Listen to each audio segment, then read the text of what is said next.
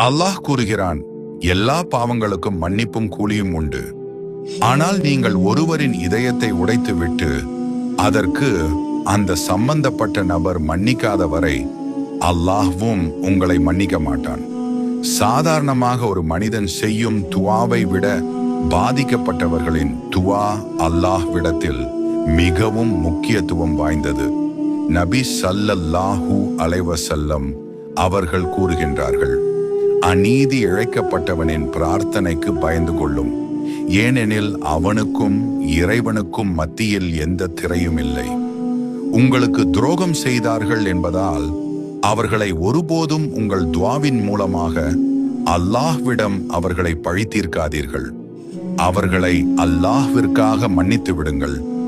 நம்மளால் ஒருவர் கூட நரகத்திற்கு செல்ல நாம் ஒருபோதும் அனுமதிக்க வேண்டாம். நீங்கள் மற்றவர்களின் பாவத்தை மன்னித்தால் அல்லாஹ் உங்களுடைய பாவத்தை மன்னிப்பான். நமக்கு பிடித்தவர்கள் ஏதோ அறியாமையில் நமக்கு தவறு செய்துவிட்டு சென்றிருப்பார்கள்.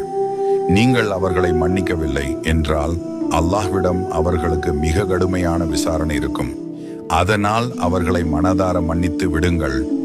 யாரேனும் பொறுத்துக்கொண்டு மன்னித்தால் அது உறுதியான செயல்களில் உள்ளதாகும்.